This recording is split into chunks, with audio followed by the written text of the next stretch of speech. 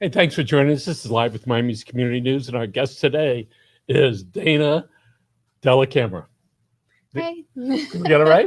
Yes, you got Perfect. it right. Okay. So, first of all, tell us about the part of the school at Miami-Dade, what you're involved with, and how that helps your students. So I'm the director of MDC Works Career Studio, which is the office that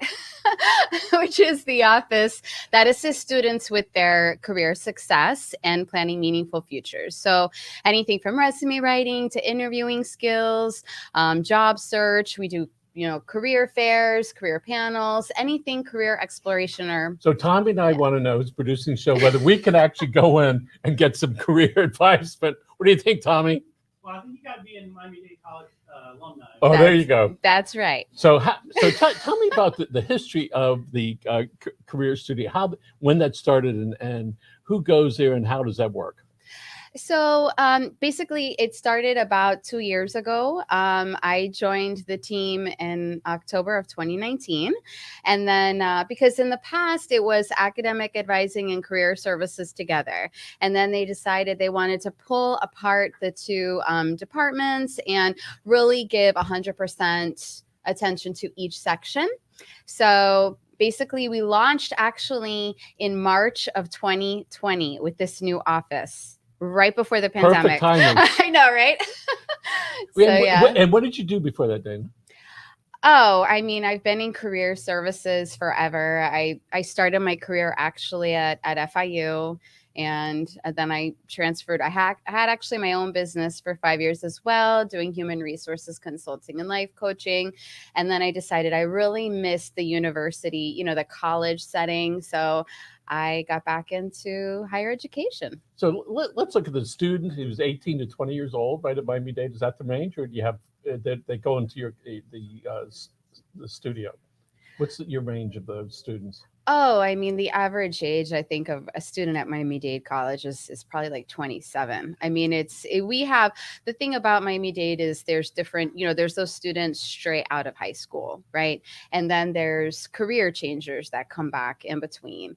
And then there's, those folks that have to go straight into the workforce and then are maybe going to night school or kind of going along the way or, so our little older students. So it really depends. And now we actually even have people who have retired who are coming back for that second career, or just doing something passionate that they want to study. So when I went to school there, it was like a long time ago, but for the most part back then, it was mostly younger students. So over a period of time, as people are changing their careers, how many times do they change their careers? 7. So you went to Miami-Dade? Long time ago. Okay, so you're an alumni. Yes. So you can receive assistance for career coaching. I'm going to tell my wife there's still hope. There's still hope for you. So one of the things that people do want to know is that they're not alone, right? That there's somebody they can go to and sit there and have this very somber talk to and with about the steps to take to go to this next arena. And by the way, we are looking for some folks, all right? Looking for hiring. Okay, right here. Part-time office help. We're going to teach you all about what we do. We do a lot of stuff. And so the career studio, so the student that goes to you, let's say they're 25 years old. They've already been working maybe for a couple of years. And do you help guide them to take different classes? Or are they done with their education at the school? How does that work? That's a great question, Michael. So basically what happens is students come to us at any point in their career, whether they're just beginning and they want to get started, or maybe they're not sure, they want to get their feet wet somewhere. They might do an internship along the way. Even if they've declared their major or not, they can still do internships and get their feet wet. We always recommend, if you're not sure what you want to do, we do have assessments that are free. Everything in MDC Works is free in the Career Studio for students and alumni, but we do have tons of online resources where they can do tests and things, and just to get an idea, maybe think outside of the box, because we tend to go for careers that we know about, or our friends' parents, or our parents, or cousins, or aunts, or uncles, or what we've seen on TV. So we're pretty limited when we get out of high school to our life experience. And so basically, they come at all stages. Some just come at the very end because they've already maybe been working in their major and they just came back to school to get that degree so that they could move on to that next step, maybe become, some type of management role or whatnot. So it really just depends. But we assist students, at beginning, the middle, and the end period. We just want them, we want to help them to achieve their career goals, whatever those are for them. So at Miami-Dade, I got a lot of assistance from one of my professors. This is a long time ago. And it was an English professor, and she noticed I was struggling with some writing. She said, come on, we're going to go to a special class. She said, come with me. We go, and it's to her office, which, was about a 5x8 with 2 desks in it. I said, where's the class? She said, it's right here. She said, what's the problem? I said, okay, well, when I start, I get really frustrated, and I pull the paper out of the typewriter. That's how long ago it was. She said, why don't you, Michael, the next time that happens, why don't you just stop and then start again? So here it is, a long time later. That's how it works. And and when people ask me about those things, they get frustrated, whether it's a career or whether it's a particular thing, just put it on pause for a second, take a deep breath. If you need some guidance, do that, and then, okay, let's go. And by the way, I'm still friends with the widow of a former professor. All right, that was in the 70s. All right, so she's 80 something. All right, some great experiences with Miami-Dade College, and proud to be a graduate of there. So, so the students want to know: is there a cost for this extra help? No, as long as you're a student, or as long as you have we work a lot with dual enrollment too. So really it's anyone. There's also like ESOL, there's GED, there's continuing education. So anyone with an MDC email address can receive free services from MDC Works, from the Career Studio. And that gives them access to our job platform, which is called Handshake. And it functions pretty much exactly like LinkedIn does. And you have your profile, and you can apply to jobs and internships through that site. And then on the mdcworks.org website, which is our website for the department, or it's mdc.edu/mdcworks, we have all types of professional development workshops there on replay. So anyone in the community can watch these replay links and get assistance on resume writing and interviewing skills. And but also things like networking and leadership and time management and all kinds of other things. And I'm really proud to say that I believe we're the first career services department in the country that offers these workshops also in Spanish and Creole. So that's something I'm really proud of, because sometimes, when people speak another language and it's their native language, they think better in their native language, and then they can communicate it back in English. But it's just to to get the learning. Sometimes people do prefer in their native language. So, and how long is a student involved in these classes? A month, 2 months, 6 months, a week? Oh, well, they can come in and out of the MDC Works department as frequently or not as they want to. We actually do have some students coming back onto campus now. So students will be fully back on campus in spring, but it's really up to the student how much they want to learn. They can learn as little or as much as they want, but all the resources are there available for them on their time when it works for them. If they want to take a walk or go to the gym and put on a workshop replay, they can do that. So we just want to make things really easily accessible for today's student.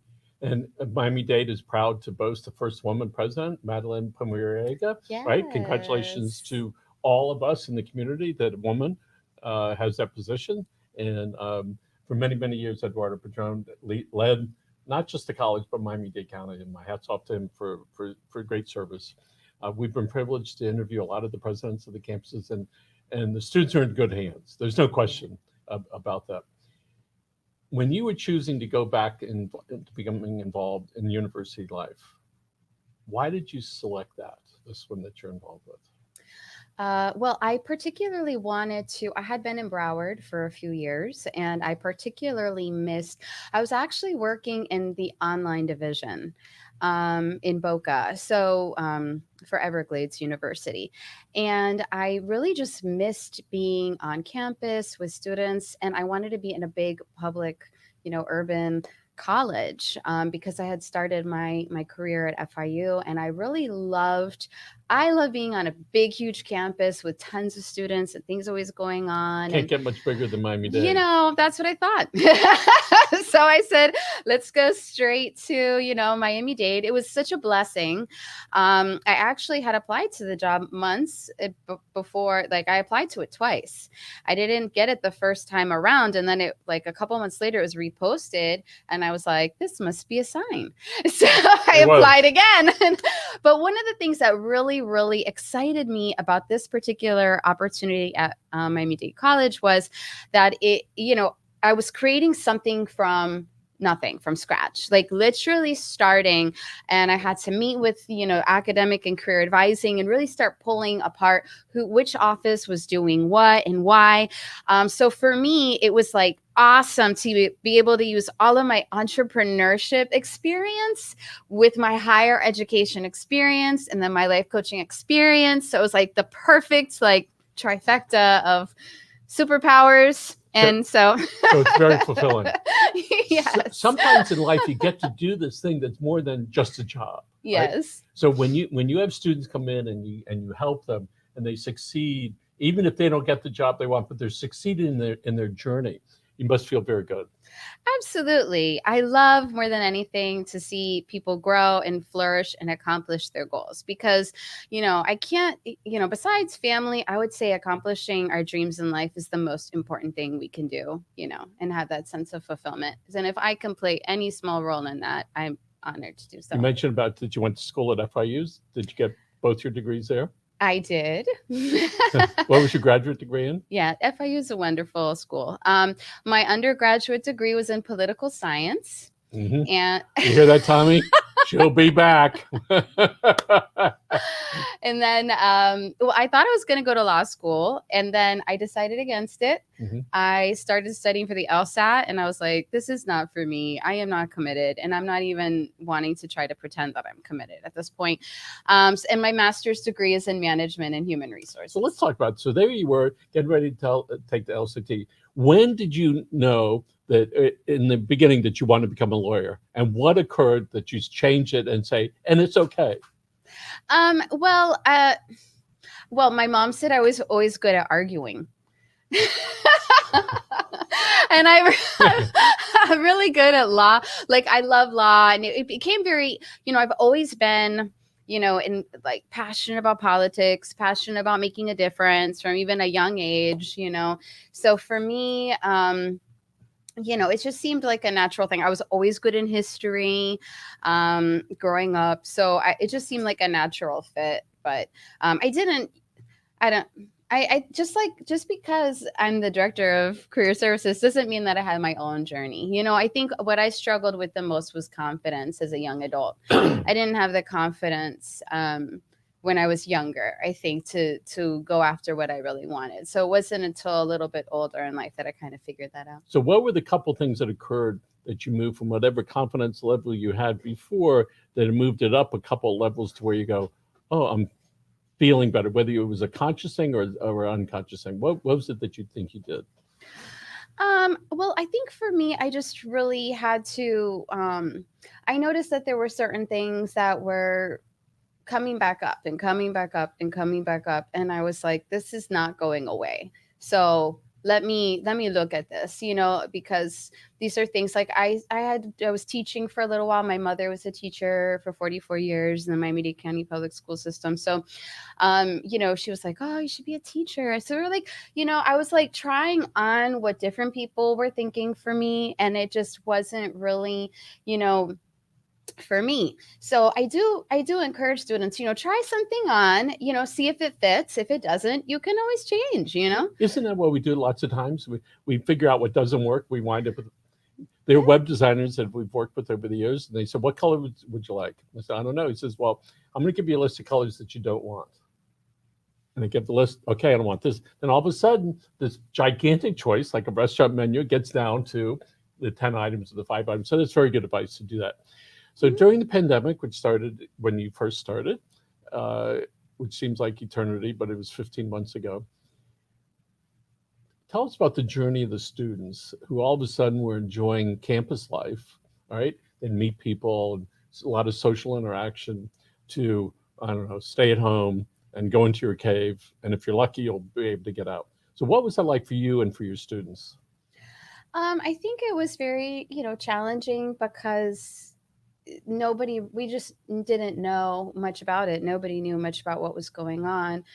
And to transition like overnight to online education was very challenging, obviously, for the college because MDC is so huge, and not every person was able to acclimate as quickly to online learning and completely have to change all their lesson plans and everything a lot. So that was probably the most challenging thing I would say is getting everyone like overnight pretty much from classroom to online service delivery, which most professors at that time had no idea about it, and then so I would say that was the biggest thing for us at MDC Works. Not as challenging because luckily I had almost 2 years of experience working in the online division, so I was doing 100% online service delivery for career services.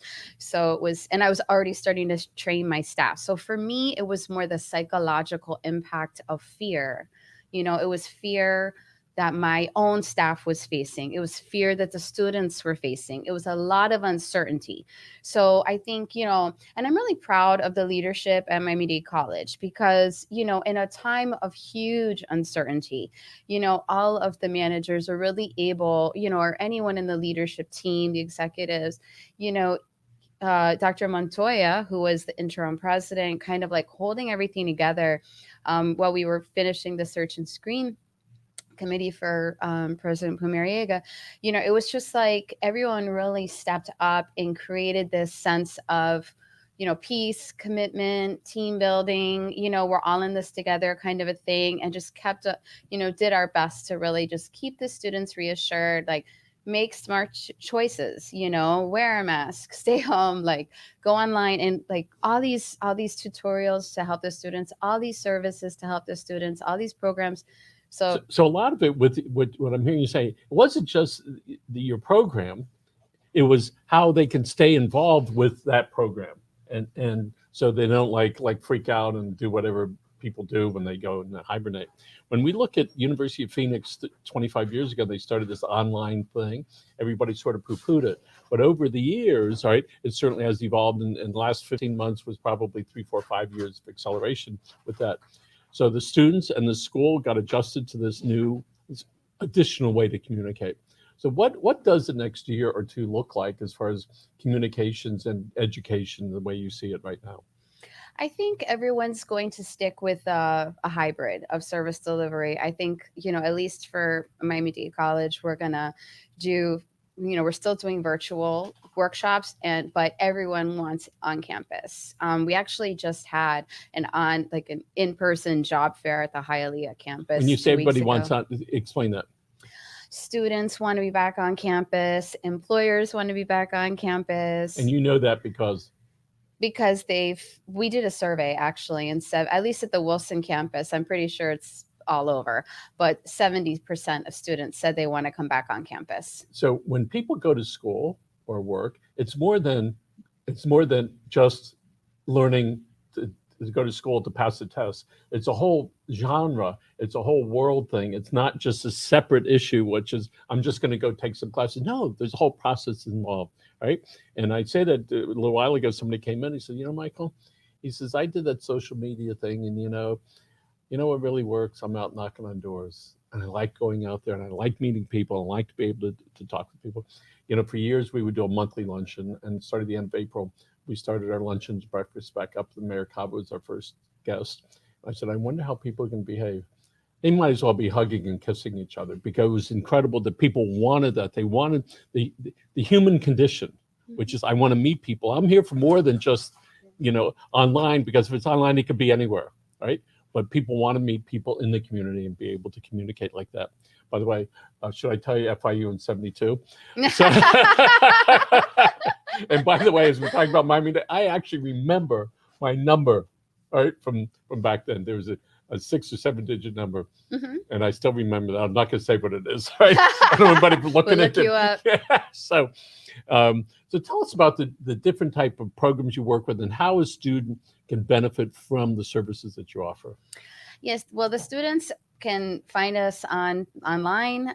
Go to www.mdc.edu/mdcworks, and you'll be connected to our website. The students just have to register with us. So once they go to the website, they'll click register and enter their MDC email and password, and then they'll complete, the registration process for the Handshake platform, because Handshake is actually where, like as I had mentioned, where we have the jobs and internships, but they can also schedule one-on-one appointments with the career coaches at the MDC Works Career Studio as well.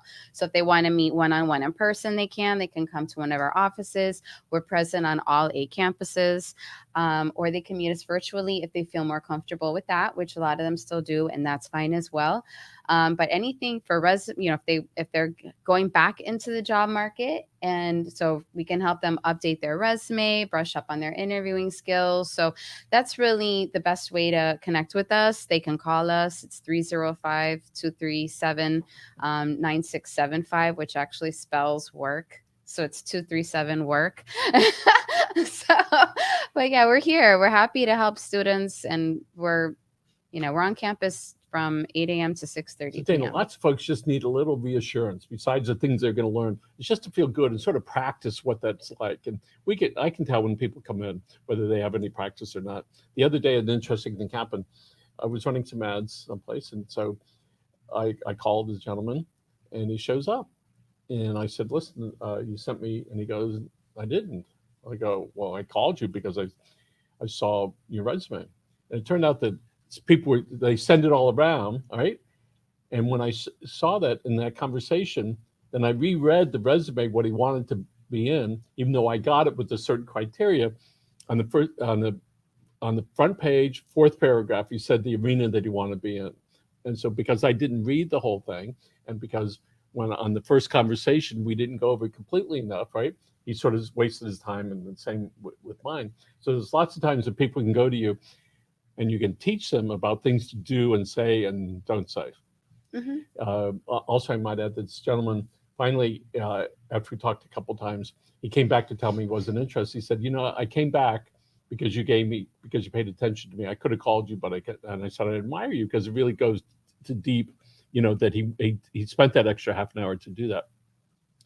So let's say your potential student's 25, 26 years old. He's already been through some other Miami-Dade programs, and he's sort of lost. So here's the pandemic. He's not sure in or out. So he can go to you and get some guidance. Yes, absolutely. I think, as you had made an important point, I think, which is touching on confidence and giving students at any age that motivation and that confidence that, they got this, they can do this. And, even if it's been a long time that they've been out of school, they can still jump back in, just like riding a bike. And that we have all kinds of resources at Miami-Dade College to help them. If it's, studying skills or, anything at all. If they have financial concerns, food concerns, housing concerns, childcare concerns, we have all kinds of resources to set them up for success. We have Kickstart programs now that are smaller certificate programs that will really just help give them a boost and make them more competitive in the job market. But I think really it's just that believing in them that they can accomplish what they want in life. And, sometimes you just need someone to cheer you on and tell you can do it. And that's, we're here for it. And we give them all the skills to do it on their own. We teach students how to fish. And that's really important because that comes out when they're interviewing. A lot of students just don't know how to articulate all of the magic that they have to offer. Because I always tell students at any age, you can bring 100% of your amazing self to any job today, and you can be trained on industry specific. You cannot train personality. You can't teach personality. So bring 100% of yourself, know your skills, know what you have to offer, and be able to articulate that. But that all comes in the preparation. The preparation, the interview starts in the preparation, not at the interview. It's too late then, So we just work with students to really help them curate a conversation that really honors all the skills and knowledge and great things that they have to bring. So one of the things we learned is getting along is part of the job. So you could be really skilled at the at the technical end, Yeah. but if you don't get along, all right, you're not going to be there for a while unless you're going to have some office, way in the corner that you don't have to talk with anybody. And so, and I hope that's one of the things you bring out. Whatever your personality is, that's it. I was trying to make a list of the 4 funniest people that I know, and I'm struggling. All right, because I want to get them together and have a funny conversation, and not people that are a little bit more serious. Certainly, Tommy's one of the funny ones as well, and so that we as employers need to be able to figure out how to talk to somebody to help draw out their best skills. We had a young gentleman that worked for us. He was in the spectrum, and at first I was a little hesitant, but he was great. He said to me, Michael, I don't know how to do this, but I'm going to find out, and I'm going to do it. And I'm going to keep checking with you to make sure I got it right. So we acknowledged his spectrumness, if you will. And he said, let me just go over again what you want. All right. And I know that he had training with that. I can almost hear his folks or whoever he's working. It was really clear. And instead of me trying to figure out whether, this is what you want to accomplish. Yes. Okay. I'm going to find out. I'm going to do it. I'm going to bring it back and make sure that I'm headed the right way. And so he had wonderful training that worked very well for him and for us. So I went from wondering whether it would work to, yes, this was really good. And so I know that that's one of the things you do is give the people the confidence they need to be able to get to this next step. So tell us also some of the really neat features of the program, the standout things that people can look forward to if they join in with you. Well, I think, for us, one thing that is unique about our department is that we actually have, it's very interactive. So like in our actual office space at the Wilson campus, like the screens are they're like touch screen. That's downtown, right? Yeah, in the downtown campus. And we have like an augmented reality and virtual reality room that we're designing content for so that students can try on, different careers and things like that. So we already have some content for education and medical and aviation, and we're building it out so students could really like come in and have an experience. So I would say that's something really unique that we're taking the lead on, the augmented and virtual reality experience as far as career exploration goes. I understand some Miami-Dade professor and students put together the app for the underline. They created this whole digital thing. How great that is. Yeah. I think I met 2 of the students. It's really extraordinary that we in this community can produce that. By the way, should I say one building at Wolfson? Should I say that? 1970? Yeah. Whoops. I can't possibly be that old. All right.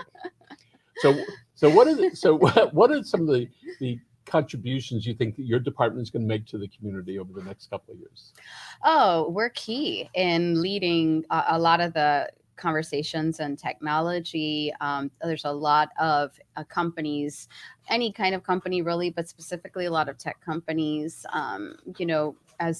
that are coming to the South Florida area to attract and develop and retain talent here. So a lot of employers have diversity initiatives, which definitely we can assist them with that. And I think that those are really some of the important things. We work very, very closely with the Chamber of Commerce, with the Beacon Council, with the Anchor Alliance, with the, CIO Council, with the Tech Hub, we're really one of the strengths and really incredible things that has happened. There's also Talent Development Network and a bunch of others. There's all these organizations and we're cross-pollinating.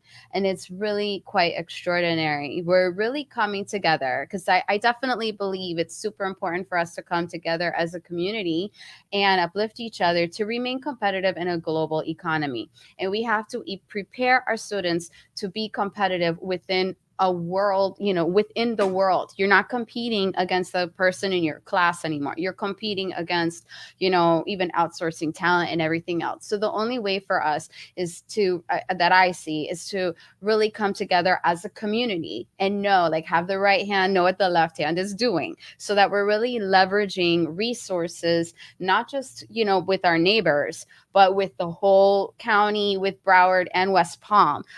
We're kind of locking up together this, powerful place and really focusing on creating talent pipelines to keep these industries, any kind of industry that comes with talent. And we work very closely with the employer. So if there's any gaps, like skills gaps, either like soft skills, in communication, or, just leadership, under, time management, whatever it is, or if it's, a harder skill, like maybe they need to learn a different computer program, or maybe they don't, maybe they need more critical thinking skills, or they need to cover more industry information on this, or maybe the industry is changing and they have to learn something new. So we work really, really closely with employers and faculties, the faculty and the deans on the academic side, to make sure that we're setting our students up for success in their career. So we're really at the forefront of that. So a couple things. One, people say, "Oh, look what's happened in the last year and a half." No, it's been the last 40 years that has gotten everybody to this point about tech. And I understand there's more people in the United States moving here than ever before, right? Absolutely. And we're used to Latin America and moving in here, but in this case, it's really moving around the talent across the country. I understand that if you can come to the United States on a special card, because you can get your education here, including PhDs and doing research. But the time frame here is a shortened period of time. So our schools are training folks, and then as soon as they get educated, we're saying, I'm sorry, you have to leave now.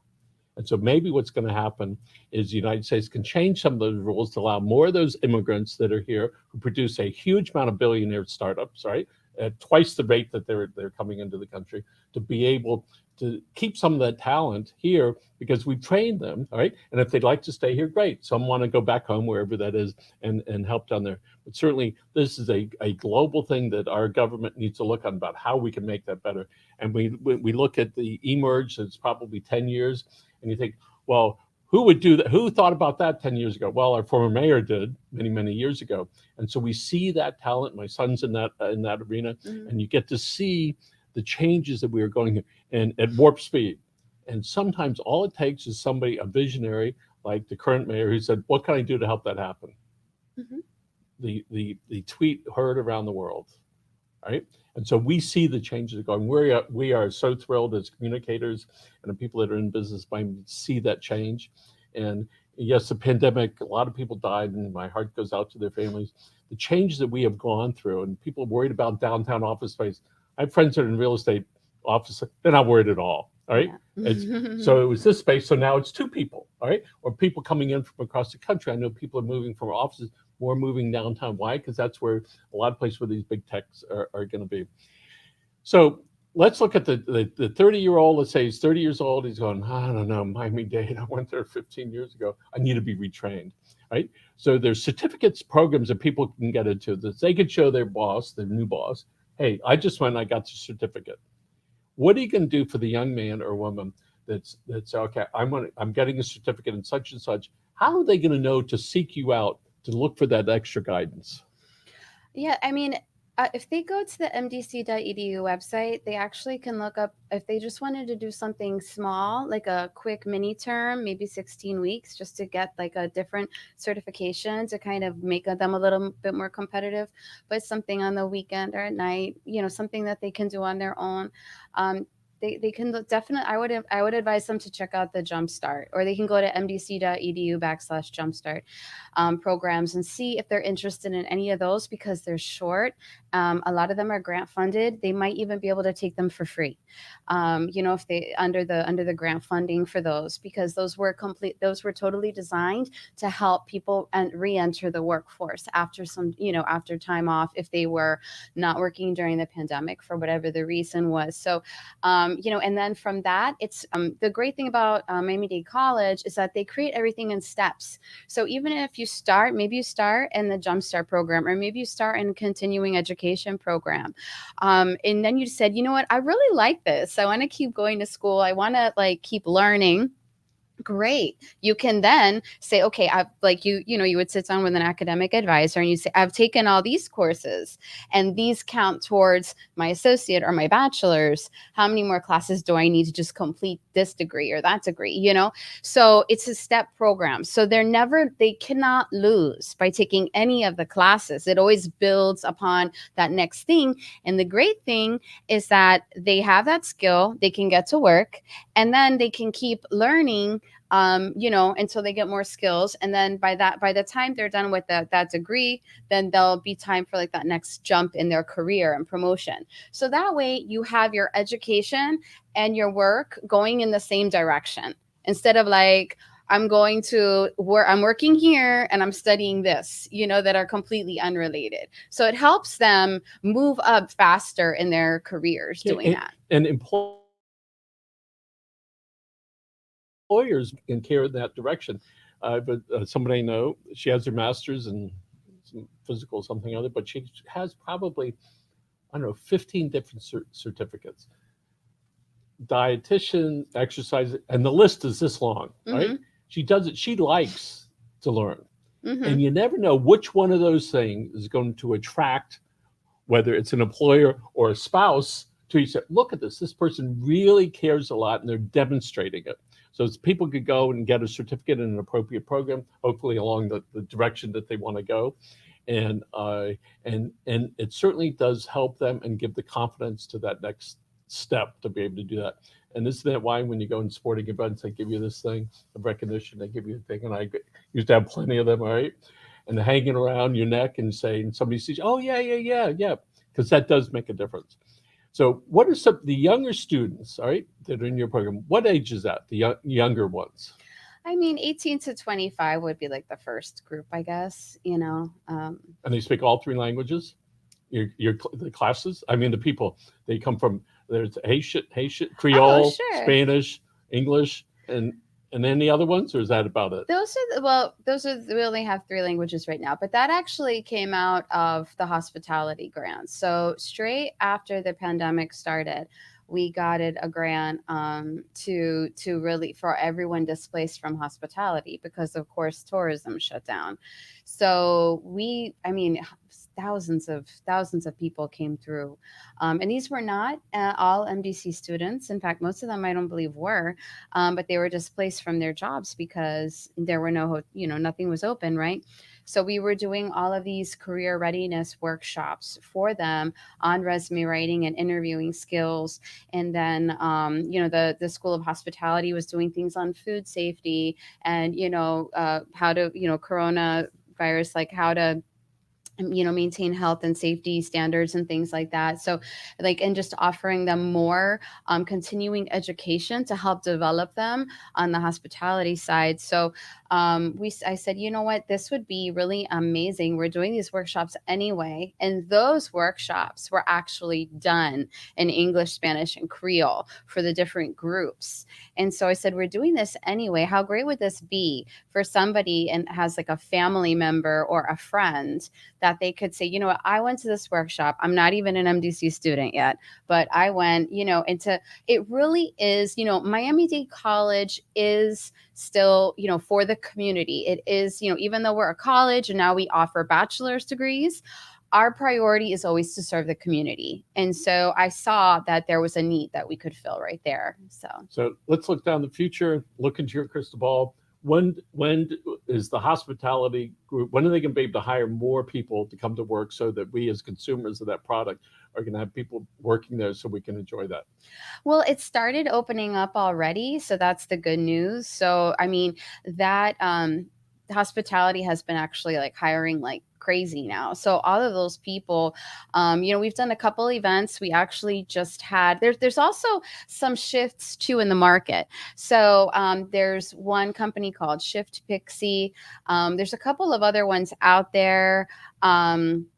Reef Technology, where they offer gig employment. So in the hospitality space, whether the kitchens or restaurants, hotels, and it's an online app. But if you want to like pick up work, you can in like a restaurant or a hotel and things of that nature as well. So we see that happening with a lot of the younger students. They're kind of hustlers, and a lot of them, like I said, they're very entrepreneurial. So they like to do that kind of thing where they can just, if they have extra time, they want to work, they can. But yeah, that is actually lowering these last 2 months. That's actually been part of the unemployment. The rates have been decreasing because all of these, establishments and hospitality are opening back up again and hiring staff. I saw a sign that one of the fast food chains, work today, get paid tomorrow. And it's like, okay, well, isn't that, there's workforce or whatever the name is, I'm sorry, where you go out in a pre-pandemic, you go out and you work the day and they either pay you that night or the next day. So all these things are sort of evolving. So I think that's wonderful. And as we look through this pandemic, the results of the effects of it, I know it's going to be around for a while, but it certainly seems as though we're getting on the other side of that. And we look forward to school being back in full session. People have lots of choices on how they want to be educated, just like on TV shows. They have the audience there, studio audience, but the real audience is the other one that it's reached in different ways. Miami-Dade County is very, very fortunate to have you. Miami-Dade College is fortunate. Dana, Thank you. thank you so much. You so are much, wonderful, Michael. and congratulations to you. Thank And again, you. our guest is Dana DellaCamera. DellaCamera. Pronounce it. DellaCamera. DellaCamera, just like it Yes. sounds, just like this guy right here. And Dana, we're going to look right in there. And for the next 30 seconds, talk to some young person about their future. Okay. Just remember that you can do all things. It doesn't matter what age, what race, what your background is, anything at all. Just remember that you can do anything you set your mind to. Don't let anything stop you. And, come and see us at the MDC Works Career Studio. Your success is our success. So come and see us. Terrific. Thank you very much, Tommy. Thanks for producing the show. And we're out of here again. This is Live with Miami's Community News. Thank you for joining us and have a great day. Bye, guys.